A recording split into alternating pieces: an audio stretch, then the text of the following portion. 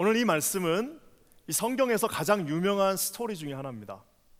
그래서 가장 아주 유명하지만 또 어떤 면에서는 가장 많이 알고 있는 스토리이기 때문에 아마 여기 오신 분들이 어렸을 때 교회를 한 번이라도 다녀보신 분은 아마 이 스토리에 대해서 낯설지 않으실 겁니다. 여기는 아버지와 아들 둘이가 등장합니다. 그래서 작은 아들이 큰 아버지한테 나의 재산을 먼저 달라고 그래갖고 집을 나가는 이제 스토리입니다.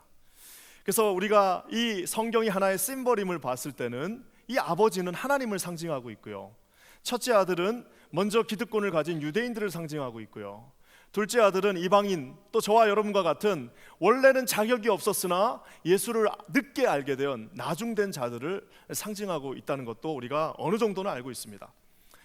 이 짧은 스토리에 많은 예술가들이 영감을 받아서요, 그림도 그리고 소설도 쓰고 극작도 하고 했습니다. 어떻게 따지면 저도 원어브댐이었습니다. 왜냐하면 제가 대학 때 이제 우리 아이들 인형극을 그때 막 유행했습니다. 한국에서 이렇게 단추 쭉 누르면요, 이렇게 쭉 막이 올라가는 그런 걸로 해가지고 유년주일학교 사역했었을 때 제일 먼저 했던 게 요 스토리입니다. 왜? 딱 등장인물 3명만 나오면 되는데 너무 재밌게 많은 것들 만들 수가 있어요. 집 나가는 것부터 시작해서 나중에 들어왔을 때 막 큰 아들하고 싸우는 장면도 막 그래가지고 그때 막 침도 이렇게 막 해가지고 물총으로 탁 뱉었더니 앞에 있는 애기들이 막 흥분하고 그랬던 기억이 납니다. 왜? 요 딱 3명만 등장하는데 많은 스토리들을 여기에 압축해서 넣을 수 있습니다. 프랑스의 유명한 우리가 알고 있는 하나의 어떤 문학가였던 앙드레 지드가 좁은 문만 쓴 게 아닙니다. 앙드레 지드의 좁은 문도 있지만 탕자가 돌아오다라고 하는 아주 단편 소설도 있는데 그것도 이 소설에 어떻게 보면 영감받아서 쓴 소설입니다. 물론 우리 예수 그리스도에게 집중된 건 아니집니다. 인문학적 관점에서 본 건데 거기 보면은 이제 셋째 아들이 등장합니다. 그래서 둘째 아들이었던 창자가 이제 돌아와가지고 셋째 아들과 이야기하는 막 그 장면이 나옵니다. 그러면서 셋째 아들이 이제 둘째 아들 탕자한테 묻습니다. 형, 나가니까 좋아요? 저도 한번 나가려고 합니다. 나도 한번 나가서 멋진 인생을 한번 보려고 하는데 형님 경험이 계시니까 저랑 같이 나가시죠? 그래요. 그랬더니 이 둘째 아들이 뭐라고 그러냐면, 야, 나는 이제 돌아와서 아버지 마음도 다시 위로해야 되고 어머니 마음도 위로해야 되니까 나는 못 나간다. 너 나가라. 그러니까 동생이 아유 형님 같이 나가주세요 막 그러는 소설입니다. 앙드레 지드가 그런 소설을 썼어요. 근데 중요한 거는 거기서 참 재밌는 게 이제 셋째가 아이 저랑 같이 나가요 그랬을 때 형님이 유명한 대사가 나오는데 그게 뭐냐면, 내가 없이 나가야지 네가 진정으로 용기 있는 사람이 된다. 나 도움 없이 네가 혼자 나가야지 너는 더욱 용감해질 것이야 하면서, 나갈 때 내가 대신 그 바깥에 불을 켜주마, 한번 나에게 안겨라 하면서 한번 딱 안아주고 멋있게 내보내는 아주 전형적인 인문학적인 관점에서 멋진 아들을 묘사한 그 소설도 하나 있습니다. 사랑하는 성도 여러분, 오늘 하지만 성경은요 이 소설 자체, 이 스토리 자체를 어떻게 말하고 있냐면은 페륜의 아들네 스토리로 시작합니다. 아들이 아주 나쁜 아들입니다. 둘째 아들이 뭐라고 그러냐면은 돌아가시지도 않은 아버지에게 당신의 재산을 나에게 달라라고 얘기합니다. 지금이나 그때나 또 우리 사회나 유대 사회가 비슷한 게 많은데 아버지의 권위는 아주 대단합니다. 그래서 원래 장남에게 3분의 2의 재산이 돌아가게 돼 있고 나머지 3분의 1의 재산을 가지고 나머지 자녀들이 다 나눠 갔는데, 이 둘째가 오늘 뭐라고 얘기하냐면 돌아가시지도 않은 건강한 아버지에게 당신이 죽었을 때 나에게 줘야 될 그 재산을 미리 달라라고 이야기하는 겁니다. 완전히 패륜이죠. 그 아이가 이제 나가서 돈을 다 써요. 처음에 돈이 있을 때는 친구들도 많잖아요. 돈이 있어 보십시오. 친구들이 그냥 수백 명이 달라붙습니다. 그래서 그냥 즐겁게 허랑방탕하게 모든 것들을 다 쓰고 돈이 다 떨어지고 나니까 먹을 게 없어갖고 나중에는 이스라엘 백성들이 옆에도 가지 않는 돼지 우리에 가서 그 돼지가 먹는 음식을 같이 먹으면서 하는 비참한 장면이 지금 우리가 읽은 본문의 바로 직전의 장면입니다. 배가 고프니까 돼지 우리에 가서 일하는 그 장면까지가 오늘 우리가 읽은 본문 바로 직전에 나오는 장면입니다. 아마 여기 계신 사랑하는 모든 성도님들, 아마 여러분들 중에도 뭔가를 아마 잃어버리신 기억이 있는 분들이 있을 겁니다. 오늘 여기에서 이 아버지는요 자기 아들을 잃어버렸습니다. 많은 분들이 뭔가를 잃어버리면은 그게 설사 작은 거라 할지라도요, 그 작은 걸 잃어버리면 잠을 잘 수가 없어요. 그거 찾을 때까지는 마음이 안정이 되지가 않습니다. 저도 그런 스토리가 하나 있는데, 제가 이제 저에게는 결혼 반지가 폐물로 하나 있습니다. 그 당시에 한 300유로 정도 드는 돈을 가지고 저와 아내가 이 반지를 맞췄습니다. 뭐 폐물을 다른 거 아무것도 못 줬어요. 선교사로 있다가 돌아왔기 때문에 폐물 뭐 시계 뭐 이런 거 아무것도 없이 딱 요거 둘이서 300유로 주고 요거 하나 맞춰가지고 하나씩 나눠 꼈습니다. 그렇기 때문에 유일한 우리에게는 폐물입니다. 그러니까 이게 아주 저에게는 소중한 겁니다. 근데 이제 어느 날 하루 제가 신학교 다닐 때 축구팀에 있어가지고 축구를 했습니다. 축구를 하면요, 저는 절대 안 하는 게 하나 있습니다. 축구할 때 절대 안 하는 게 하나 있어요. 그건 뭐냐면은 헤딩을 안 합니다. 왜 안 하시는지는 아마 짐작이 가실 법도 한데요, 그때도 이미 신학교 다닐 때 이 조짐이 있었기 때문에 모발 보호 차원에서 절대 헤딩 안 합니다. 그래서 공이 오면은 내가 이 볼때구로 받으면 받았지 절대 머리를 쓰지 않습니다. 저희 아내도 절대 머리 쓰지 마라, 그거 한번 헤딩하는 순간 최소한 한 3-4개 정도는 없어진다 이래가지고 웬만해서는 헤딩을 하지 않습니다. 근데 이제 바야흐로 그때 아주 중요한 경기를 하고 있는데 저희가 아주 팽팽한 접전 끝에 있었는데 저쪽에서 공이 쫙 센터링돼서 날아오는데 그 짧은 시간에도 이거는 머리만 갖다 대면 100% 골링인 거예요. 조국을 위할 것이냐 아니면 내 자신의 안위를 생각할 것이냐 고민을 하다가 그 짧은 시간에 고민하다가 그냥 헤딩을 했습니다. 그랬더니 아니나 다를까 다 골링이 된 거예요. 얼마나 기뻤는지 그때 옆에 있던 목사님한테 손을 딱 뻗쳐갖고 하이파이브를 있는 힘을 다해서 했습니다. 그랬더니 반지가 이렇게 슉 빠져나간 거예요. 그래가지고 제가 모든 경기를 중단시키고 목사님들하고 전사님들을 한 줄로 쭉 세워가지고 거기서 이거를 찾게 했습니다. 그래서 한 줄을 찾았는데 찾을 수가 없어요. 아무리 찾아도 찾을 수가 없는 겁니다. 야, 이거 어떡하나, 큰일 났다. 그래가지고 어떻게 할까 하다가 예전에 우리 교회에 한번 그 제자훈련 강의하러 오신 남가주 사랑회에서 오신 우리 최순호 목사님 기억나실 겁니다. 그 목사님이 번뜩 아이디어를 냈어요. 목사님, 내가 보니까 그 메탈 디텍터라는 게 있더라, 금속 탐지기. 그거를 가서 사가지고 와서 우리 한번 이걸 합시다 이러는 거예요. 어디 있냐고 그랬더니 슈퍼월마트 같은 데 가면 있다는 거예요. 그래서 둘이 가서 다른 분들은 다 집으로 돌려보내고 그걸 샀습니다. 그래서 둘이 약간 장난감 같은 건데 둘이 샀어요. 그래갖고 이거를 둘이서 거기를 계속 찾았어요. 아무리 찾아도 없어요. 그래 거의 막 오후 늦게까지 찾았는데 찾을 수가 없었습니다. 여러분, 그때 그 마음이 어떤 줄 아세요? 그때 그 마음이 그냥 찢어질 것 같아요. 이걸 도대체 어떻게 할 것인가. 그거 찾기 전까지는 마음의 안정이 오지를 않습니다. 오늘 이 성경의 말씀은 바로 이런 무언가를 잃어버린 주인에 대한 스토리이기도 합니다. 누가는 의사였어요. 이 닥터 누가는요, 그냥 스토리를 넣어놓지 않고 다른 사복음서에 나오지 않은 이 이야기를 아주 아름답게 넣었는데요. 어떻게 넣었냐? 첫 번째는 여러분, 100마리의 양이 있었습니다. 양이 100마리가 있는데 그 중에 한 마리 양이 없어졌어요. 100분의 1입니다. 그 100분의 1의 양 한 마리를 찾으러 주인이 달려가는 모습으로 누가복음 15장 첫 반부가 시작됩니다. 두 번째는 어떻게 됩니까? 이제는 100마리 양이 아니라 10개의 동전이 있었는데 10드라크마 중에 한 동전을 잃어버려요. 10분의 1의 동전을 찾기 위해서 또 그 한 주인이 쓸고 닦고 하는 그 장면이 두 번째 나옵니다. 자, 100분의 1에서 10분의 1로 줄었어요. 자, 이제 그 다음 스토리가 뭐냐? 바로 오늘 이 스토리입니다. 아들이 둘이 있는데 그 두 아들 중에 한 아들이 아버지가 싫다고 하면서 돈을 들고 나가버린 그 이야기입니다. 근데 여러분, 참 재밌는 거는 양을 잃어버렸을 때, 동전을 잃어버렸을 땐 주인이 막 찾습니다. 막 찾으러 가요. 근데 아들을 잃어버렸을 때는 주인이 찾으러 가지 않습니다. 아들이 돌아올 때까지 기다리는 스토리가 바로 오늘의 장면입니다. 왜 그랬을까요, 여러분? 자식 키워보면 알잖아요. 가서 데려온다고 그게 와집니까? 떠난 마음이 옵니까? 아니에요. 본인의 발로 올 때까지 아버지가 기다리는 그 장면, 바로 오늘 이 프로디컬 선에 대한 스토리입니다. 그래서 여러분, 오늘 이 장면은 사실은 우리가 그 탕자에 집중해서 탕자가 이랬는데 탕자가 저랬는데 그래서 탕자가 회개하고 돌아왔다는 거에 초점이 맞춰지면 사실상 이 본문을 우리가 정확하게 보는 건 아닙니다. 이 본문의 주인공은 누구냐면 탕자가 아닙니다. 누구냐? 바로 기다리고 계신 아버지가 주인공입니다. 아버지가 기다리고 있어요. 이 스토리를 누구한테 얘기했느냐? 바리새인들에게 얘기했습니다. 그 당시 율법을 가지고 있는 자들에게 얘기했을 때 그 율법을 가진 자들이 옳거니 잘 됐다, 세상에 저런 페르나가 있냐, 저런 페르나들 봐라, 저런 애들은 절대로 돌아와서는 안 된다라고 아마 자기 자신의 감정을 이입했을 겁니다. 하지만 주님은 다른 마음이 있으셨어요. 그 페르나에 집중하는 것이 아니라 도대체 아버지가 어떤 마음이었는지를 저와 여러분 모두에게 보여주고 싶었습니다. 저는 오늘 이 짧은 시간, 저에게 한정된 이 시간에 여러분들에게 아버지의 마음이 어땠는지를 한번 나누기를 원합니다. 먼저 여러분, 아버지의 마음이요, 20절에 잘 나옵니다. 우리 20절 말씀 한번 다 읽어볼게요. 시작. 이에 일어나서 아버지께로 돌아가니라. 아직도 상거가 먼데 아버지가 저를 보고 측은히 여겨 달려가 목을 안고 입을 맞추니.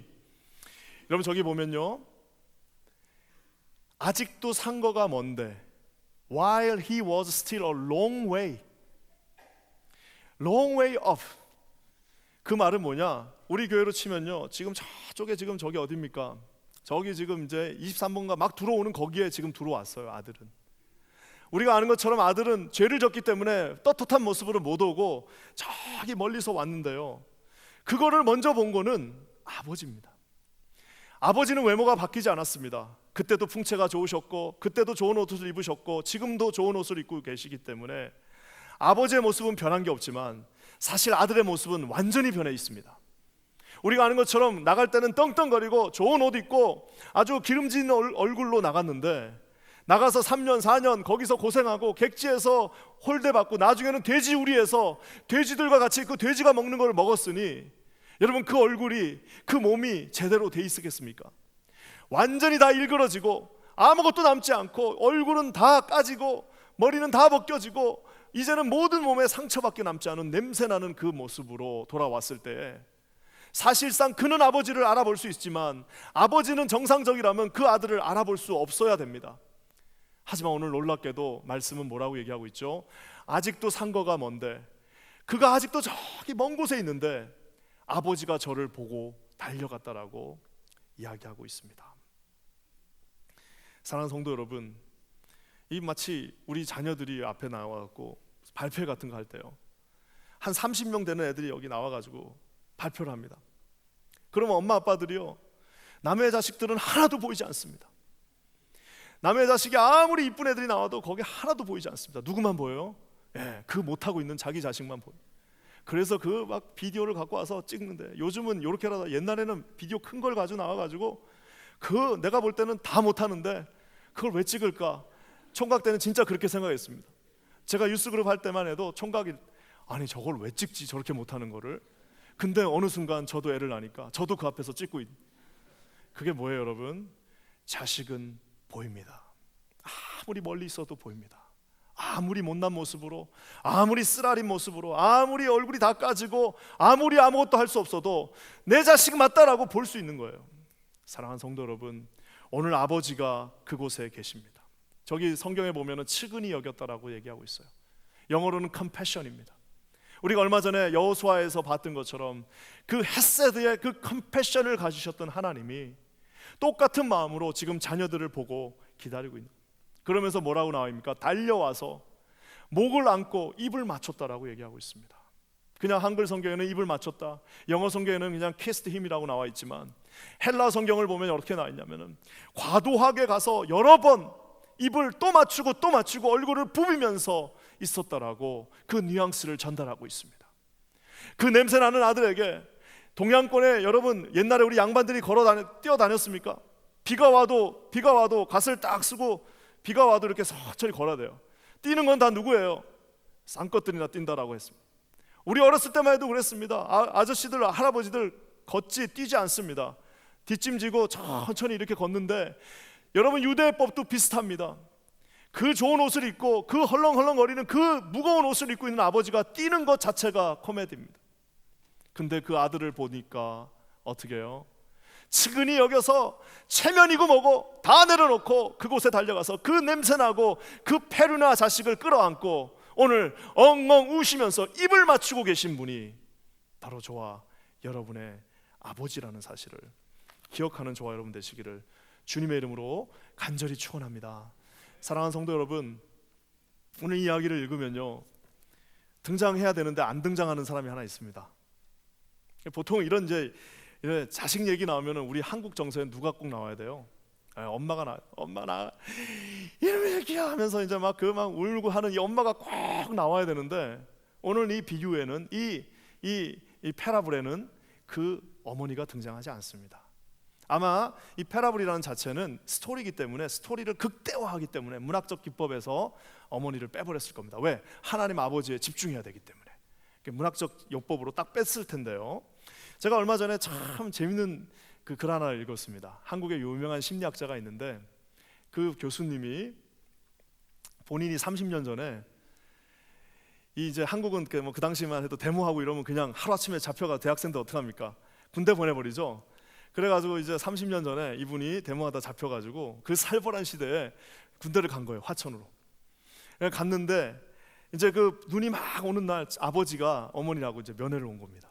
아버지하고 어머니가 이제 면회를 왔는데, 아버지가 이제 그러시더래요. 나중에 이제 하는 얘기입니다. 그 면회 마치고 돌아갈 때 그 눈이 와가지고 길이 막히는데, 너희 어머니가 얼마나 많이 울었는지 모른다. 니네 엄마가 가는 내내 울었다. 그 얘기를 하더랍니다. 그래서 이 아들이 이제 이 교수님이 아이고 우리 아버지는 뭐 그렇고, 근데 그 얘기를 계속 하더라는 거예요. 막 자기가 이제 군대 제대하고도 30대 돼서도 40대 돼서도, 야 그날 눈 오는 날 집에 돌아가는데 니네 엄마가 얼마나 울었는지 모른다. 니네 엄마가 오는 내내 울었다라고 얘기를 하더랍니다. 그래서 이 교수님은 우리 아버지는 뭐 피도 눈물도 없는 분이니까 저분은 그냥 가만히 있고 엄마만 울었구나라고 생각했었대요. 근데 이제 30년 후에 자기 아들이 군대를 간 거예요. 요즘 한국 군대가 얼마나 좋습니까? 아무 문제 없어요. 그냥 아들 보내셔도 됩니다. 딱 군대에 갔는데 딱 집어넣어놓고 집에 왔는데 자기 서재에 앉았는데 자기가 그냥 엉엉 울었대요. 아유 내 아들 우는데, 처음에는 아들이 이제 없으니까 서러워서 울었는데, 울다 보니까 갑자기 그 얘기가 생각나요. 네 엄마가 얼마나 울었는지 모른다. 너 그때 군대다 데려다 놓고 우리가 오면서 니네 엄마가 얼마나 울었는지 모른다는 그 말을 계속 하셨던 아버지가 생각난 겁니다. 여러분, 그 말은 뭐예요? 비록 이 아버지가 말은 못합니다. 내가 울었다는 말은 못하는데 사실상 거기서 운 사람은 엄마만 운 게 아니에요. 아버지도 함께 울고 있었다는 사실입니다. 아까 제가 얘기한 것처럼 동양 문화권과 이 히브리 문화권 비슷한 게 많습니다. 아버지들이 이러면서 뭐 아무것도 감정 표현이 없는데, 저기 나와 있는 저 아버지는 정말 저렇게 체면도 없이 철싹거리면서 지주였던 그 많은 땅을 갖고 있는 자가 어떻게 해요? 거기를 쏜살같이 달려가면서 아들에게 안기는 모습을 보게 됩니다. 사랑하는 성도 여러분, 많은 사람들이 아들이 가면서 얼마나 많이 마음이 바뀌었을까, 아들이 가면서 얼마나 힘들었을까라는 생각을 하는데요, 부모가 돼보신 여러분 아시지 않습니까? 자녀 군대 보내놓고 나면 여러분 자녀만 힘든 거 아니에요. 보내는 그날부터 그 아이가 돌아오는 그날까지 똑같이 힘든 것처럼, 오늘 이 탕자 둘째 아들이 집을 떠난 그 순간부터 우리 아버지는 동구 밖에서 끊임없이 그 몸을 이끌고 그곳에서 기다리고 있었다는 사실을 여러분 기억하시는 저와 여러분 되시기를 주님의 이름으로 간절히 축원합니다. 여러분, 아들은 마음이 바뀝니다. 여러분, 아들은요 마음이 계속 바뀝니다. 왜요? 처음에 자기가 한 10살 때까지만 해도 아버지가 존경스럽죠. 우리 막내가 맨날 저한테 하는 말이 있습니다. You are my hero. 난 도대체 그 말이 언제까지 갈지 모르겠어요. 지금이야 내가 한 손을 번쩍번쩍 드니까 히어로 같겠죠. 좀 지나면 저분도 아저씨구나, 좀 더 지나면 아유 구차너, 이러지 않겠어요? 이 아들도 분명히 처음에는 You are my hero 하면서 아장아장 아버지 앞에 있었을 겁니다. 근데 이제 이 아들이 어떻게 하죠? 우리가 아는 것처럼 아버지 그 재산 주십시오, 내 이 집에 아주 따분해서 못 있겠습니다 하면서 아버지를 경멸하고 있습니다. 그뿐만인가요? 돈을 타내면서 아버지가 돌아가시지도 않는데 돈을 달라고 하면서 아버지를 완전히 무시해버린 그 마음도 있습니다. 집을 떠나서는 아예 아버지 존재 자체를 잊어버려요.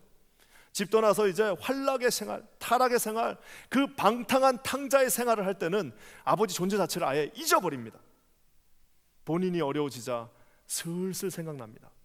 그러다가 나중에 정말 힘들어지고 이제는 돼지우리에서 그 돼지가 먹는 거 먹다 보니까 아버지가 돌아가자, 다 잃고 나니까 아버지가 돌아가자, 그래도 거기 가면 봤더니 그때 내 종들이 삼시세끼는 먹더라. 갔더니 그래도 아버지가 마음이 넉넉하셔서 옷도 좋은 거 주더라. 잘 때 그래도 편안하게 침대에서 자더라. 거기로 돌아가자. 아버지 이 아들의 마음은요 계속 바뀝니다. 아버지 무시했다가 경멸했다가 능욕했다가 존재 자체를 없앴다가 이제는 서서히 계속해서 아버지의 마음은 아들의 마음은 바뀝니다. 근데 여러분, 우리 아들의 마음은 바뀌었지만 여기 나와 있는 이 아버지의 마음은요, 요 아이가 태어나갖고 자기 손에 있는 그 순간부터 그 망나니 짓을 하면서 동네에서 사고치고 다니는 그 순간에도 자기 앞에 삿대질을 하면서 당신 재산 죽지 않아서 어차피 죽을 거 빨리 나한테 달라라고 하는 그 순간에도, 어느 날 아침에 일어났더니 돈 다 들고 어디론가 튀어버리는 그 순간에도 이 아버지의 마음은요 한 번도 바뀌지 않고 있다라는 사실입니다. 사랑하는 성도 여러분, 이분이 여러분의 하나님이십니다. 여러분 믿으십니까? 우리는요, 하나님, 우리가 조금 잘 되면요, 아이고 내가 성공하면요, 아이고 내가 역시 나는 하면 다 돼. 내가 하면 다 돼. 내가 미국 와가지고 다른 사람 다 실패해도 나는 된다니까 하면서 폼 잡고 이럴 때는 하나님 없습니다. 자식들이 잘 크고 뭐 다 잘 되는 것 같을 때는 야, 이게 뭐 내가 하니까 되네, 아메리칸 드림을 내가 어치브했다라고 생각합니다. 하지만 사랑하는 성도 여러분, 나중에 우리가 힘들어지고 이럴 때도요, 하나님은 처음이나 어제나 오늘이나 내일이나 똑같이 동일하십니다. 우리가 왔다 갔다 하는 거지 하나님의 마음은 변치 않습니다. 어떤 분들 이제 전도하다 보면요, 선생님 교회 좀 나오시죠? 옛날에 잘 나오셨잖아요. 그러면은요 이런 분이 있어요. 아유, 지금 이제 안 나간 지 너무 오래돼가지고 나도 양심 있지 어떻게 내가 가냐고. 아유, 나도 양심 있지 어떻게 가냐. 사랑하는 성도 여러분, 여러분은 양심이 있을지 모르지만 하나님은 여러분을 향해서 양심이 없으십니다. 그냥 내가 동구밭에서 기다리고 계신 분이 아버지란 사실입니다. 여러분, 이분을 여러분의 아버지로 모시는 저와 여러분 되시기를 주님의 이름으로 간절히 축원합니다. 그러면서 여러분이 아버지가요, 이제 그 마음에 이렇게 딱 하시고 나서요, 이제 아예 자기 자식을 용서하시기로 작정하십니다. 우리 19절 말씀 한번 볼까요? 19절에 이렇게 하니까 아들이 이제 고백합니다. 우리 다 같이 읽어볼게요. 시작. 지금부터는 아버지의 아들이라 일컬음을 감당치 못하겠나이다. 나를 품꾼의 하나로 보소서. One of your higher servant. 그날부터 더 이상 내가 양심이 있지 나는 당신의 아들 못합니다. 내가 그 패류나 그 망나니 짓을 하고 나는 더 이상 이제 당신의 아들이라고 내 양심상 말 못하겠으니 나를 그냥 하나의 one of higher servant로 봐주세요라고 하면서 돌아오는 겁니다. 사랑하는 성도 여러분, 죄라는 것이 이래서 무섭습니다. 하나님 아버지는 한 번도 그 마음을 변한 게 없는데 이 아들이 뭐라고 얘기하면 나를 이제 더 이상 아들로 삼지 말고 one of higher servant로 봐주세요라고 죄가 하나님과 우리의 마음을 갈라놓습니다. 우리가 잘 아는 것처럼 에덴 동산에서 아담과 하와가 범죄합니다. 아담과 하와가 범죄하기 전에 아담과 하와가 하나님하고 뭐 했죠? 손잡고 그 동산을 거들면서 하나님이 어떤 저거는 뭐예요? 저거는 기린이야, 기린. 왜 기린이에요? 그러니까 목이 기니까 기린이야. 뭐 이러면서 이제 설명해 주시고 하셨겠죠. 그러면서 네가 이제 이름도 지어라 그러니까 기린 하고 막 지으면서 하나님과 아주 좋은 관계로 있었습니다. 그들이 처음 범죄하고 나서 맨 처음에 했던 게 뭐죠? 여호와의 낯을 피하여 이제 숨기 시작합니다. 사랑하는 성도 여러분, 오늘 이 아들이 자기 죄를 인지했어요. 내가 죄인이었구나. 인지하는 순간 이제 당신의 아들이 아닙니다. 나는 당신의 아들이 될 자격이 없습니다. 내가 하나님 버렸기 때문에 당신도 나를 버리시고 대신 내가 배가 너무 고프니까 그냥 one of servant로 저를 받아주셔서 밥이나 먹게 해주세요. 가서 밥이나 내가 빌어 먹게 해주세요라고 오늘 이 아들이 말하고 있습니다. 여러분, 왜 그렇게 말할까요? 아까 제가 얘기한 것처럼 자기가 볼 때 자기는 아버지를 버렸거든요. 자기는 아버지를 배신했거든요. 자기는 아버지를 능욕했고 자기는 아버지가 아무것도 아니라고 생각했기 때문에 자기의 기준에 맞춰서 아버지도 그렇게 할 거라고 생각하고 있는 겁니다. 철저하게 자기가 아버지를 버렸기 때문에 아버지도 나를 버릴 거라고 오늘 생각하고 있습니다. 자기 기준으로 생각하는 겁니다. 아까 그래서 제가 그런 분들 아유, 내가 양심이 있지 못 나가. 왜? 자기가 하나님을 버렸기 때문에 자기 양심이 있으니까 못 나가는 거예요. 하지만 하나님은 한 번도 변치 않으십니다. 우리 주님이 여러분 뭐라고 말씀하십니까? 이 말을 듣고 뭐라고 말합니까? 그래, 내가 그럼 너 하이어 해가지고 오늘부터 월급 얼마 주고 너 오늘 쟤들하고 같이 저 바깥에서 자, 이렇게 말하나요? 그렇지 않습니다. 우리 22절과 23절 말씀 한번 다 같이 읽겠습니다. 시작. 아버지는 종들에게 이르되 제일 좋은 옷을 내어다가 입히고 손에 가락지를 끼우고 발에 신을 신기라. 그리고 살찐 송아지를 끌어다가 잡으라. 우리가 먹고 즐기자. 잔치를 벌리자고요. 무슨 소리냐? 죽었다 살아난 내 아들이 돌아왔는데 잔치를 벌리고 손에는 가락지를 끼우고 신발 바꿔주고 옷 제일 좋은 거 갖고 와서 다시 내 아들임을 선포하라라고 하면서 어떻게 해요? Let's celebrate. Let's celebrate. 우리 함께 기뻐하고 주님 앞에 나가자라고 이 아버지가 얘기하는 것입니다. 여러분, 뭔가를 다시 찾으면요, 없었을 때보다 더 기쁩니다. 그렇죠? 잃어버린 거 책에다 넣어놨는데 비상금 어디 갔는지 모르고 있다가 어느 날 딱 폈는데 100불짜리가 거기 하나 있으면요, 세상을 다 얻은 것 같아요. 와, 너무 감사하다. 아까 제가 이 스토리를 얘기하다 말아서 아마 찜찜하셨던 분들이, 아니 말은 그렇게 해놓고 아니 손에 반지 있네, 뭐야, 이렇게 하신 분들이 있을 거예요. 저는요, 조금 머리는 나쁠 수 있지만요, 절대 포기 안 합니다. 그래서 딱 왔는데 갖고 와서 2개가 이렇게 하는데요, 안 되는 거예요. 그래가지고 집에 갔습니다. 그래서 솔직하게 이럴 때는 컨페스하는 게 제일 빠릅니다. 괜히 거짓말하면 큰일 납니다. 그래서 여보, 축구하다가 내가 한 골 넣었다고, 오늘 결승골을 넣었다. 잘했대요. 근데 문제는 코스트가 너무 심하다. 이 반지를 잃어버렸다고. 그러니까 우리 와이프가 괜찮대요. 그럴 수도 있지 뭐 하면서 쿨하게 괜찮다고 얘기합니다. 그러면서 싹 돌아서는데 그 눈에는 괜찮다고는 하는데 이게 막 눈이 지금 막 불쑥 하는 거예요. 그 바보 같은 남편들은 그때 괜찮구나 하고 그냥 거기서 아이고 이제 샤워하고 쉬어야겠네 하고 하면은 그게 바보죠. 그래서 제가 딱 그 눈을 보고요, 이건 비상사태다. 내가 여기서 포기하면 끝이다. 그래서 나와서 다시 전화를 했습니다. 더 다른 조금 더 높은 기종 없냐? 그랬더니 군용이 있대요. 군용. 이 메탈 디텍터가 그냥 이런 장난감 같은 것도 있는 반면에 딕스 스포츠에 가면은 군인들이 쓰는 여기다가 진짜 이거 딱 대고 하는 그게 있다는 겁니다. 그래서 내가 볼 때 이거를 사야 된다. 돈이 없지만 내가 무조건 사겠다 해가지고 그걸 샀어요. 그래갖고 둘이서 밤에 가서 거기를 계속 밤이 늦게까지 될 때까지 그걸 쭉 했습니다. 못 찾았어요. 아무리 메탈 디텍터가 돼도 안 돼요. 그래가지고 둘이 하다 안 돼가지고 이거 리턴 되냐 마냐 이 얘기하고 있는데 둘이 털서덕 앉았는데요, 털서덕 앉았는데 이 반지가 거기 있었습니다. 거짓말 같죠? 반지가 그래서 저한테 있는 거예요. 사랑하는 성도 여러분, 이거 찾으니까요, 둘이서 그냥 막 와, 그 세상을 다 얻은 것만큼 기뻤던 기억이 납니다.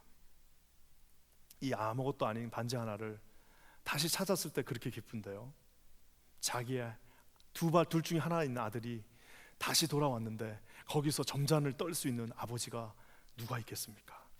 사랑하는 성도 여러분, 오늘 하나님께서 저와 여러분이 만약에 예수님께 돌아온다면 지금 막 춤을 추시면서, 우리가 보지 못하지만 춤을 추시면서 계실 거란 사실을 기억하시는 저와 여러분 되시기를 주님의 이름으로 간절히 축원합니다.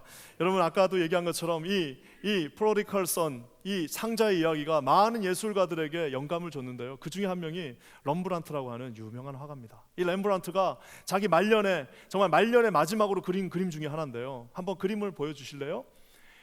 저 그림이 있는데 아주 앞에도 불을 꺼주시고요. 저 그림이 유명한 그림입니다. 그래서 지금도 그 러시아의 세인트피터부르크에 가면은 저 그림이 박물대에 있습니다. 근데 저 그림이 저렇게 작은 그림이 아니라요, 거의 세로 길이가 2m 60 가까이 되는 이제 사람의 실물 크기와도 같은 큰 그림입니다.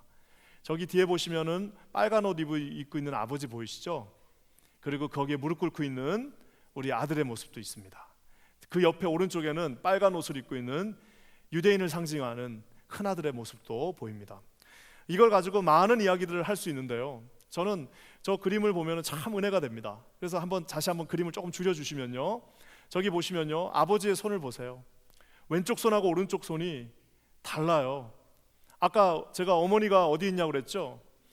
왼쪽 손을 보면은 전형적인 우락부락한 근육질의 아버지의 손입니다. 꼭 어깨를 누르고 있는 것 같아요. 이제 잘 왔다, 너 이제 더 이상 어디 가지마 하면서 꾹 눌러주는 아버지의 손입니다. 오른손은 뭐 같아요? 아주 섬세한 여성의 손입니다.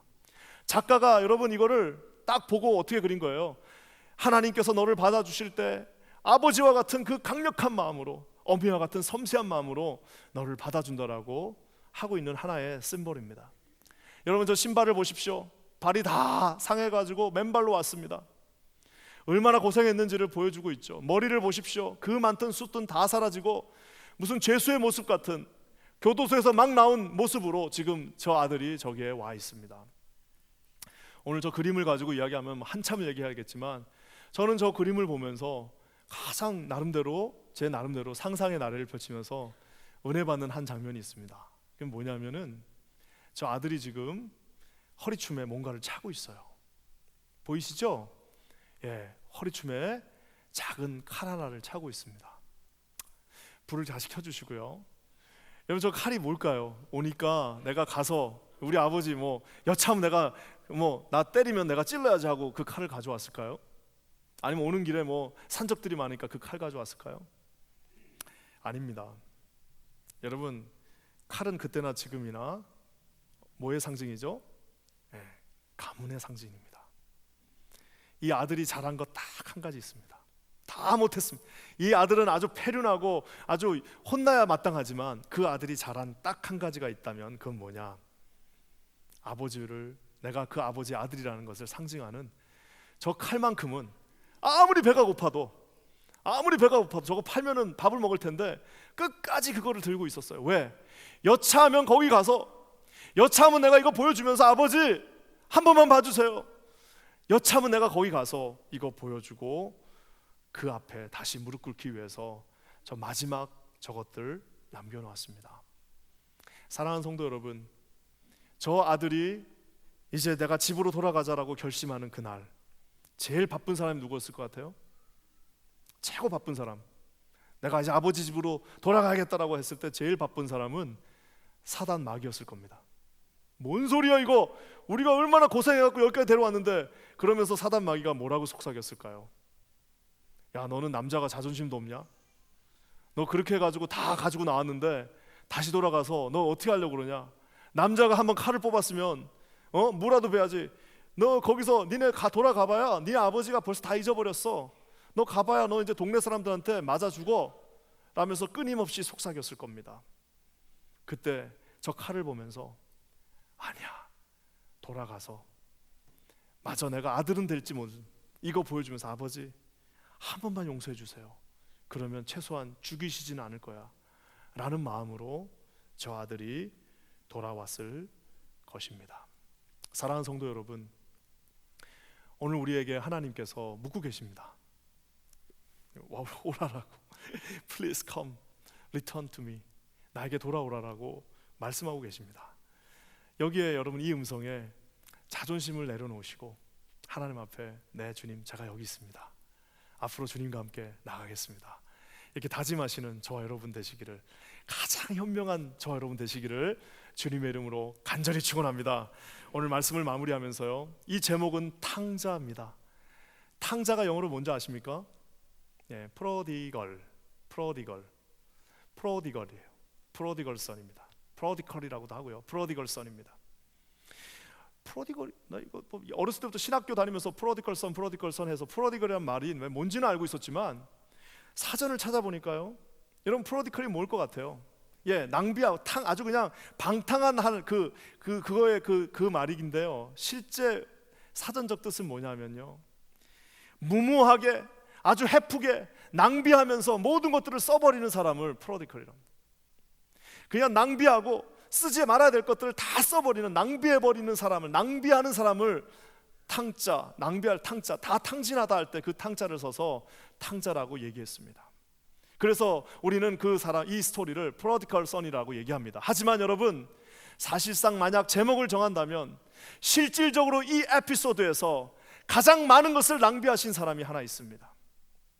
우리 앙드레 지드가 세 번째 선을 낳았는데, 저는 여러분 실질적으로 진정하게 하나님, 이 아버지를 상징하는 아버지에게는 또 다른 하나의 아들이 있었습니다.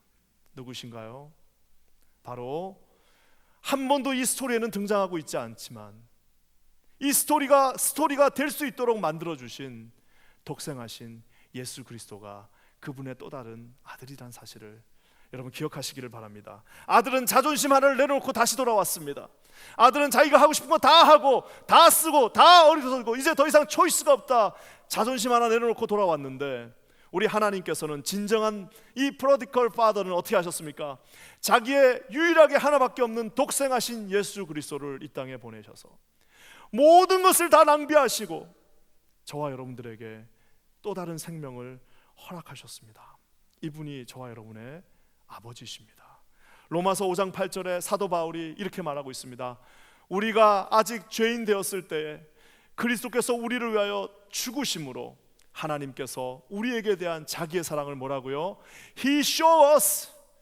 내가 너를 사랑한다고 아무리 말해봐야 믿지 않으니까 자기의 독생하신 예수 그리스도가 십자가에 갈갈이 찢어 죽으심으로 말미암아 He showed us His love 라고 말하고 있다는 사실입니다. 요한복음 3장 16절에 하나님이 세상을 이처럼 사랑하사 독생자를 주셨으니 저를 믿는 자마다 뭐라고요? 멸망치 않고 이터널 라이프를 주신다라고 다짐하고 계십니다. 이분이 저와 여러분의 아버지십니다. 이 아버지께 돌아오시는, 또 그 아버지께를 향해 달려가시는 저와 여러분 되시기를 주님의 이름으로 간절히 축원합니다. 기도하겠습니다. 하나님 고맙습니다. 오늘 우리 사랑하는 성도들에게, 우리 사랑하는 킨즈 한인교회 모든 속한 자들에게 귀한 말씀 주심을 감사합니다. 주님 앞에만 나갑니다. 예수님의 이름으로 간절히 기도합니다.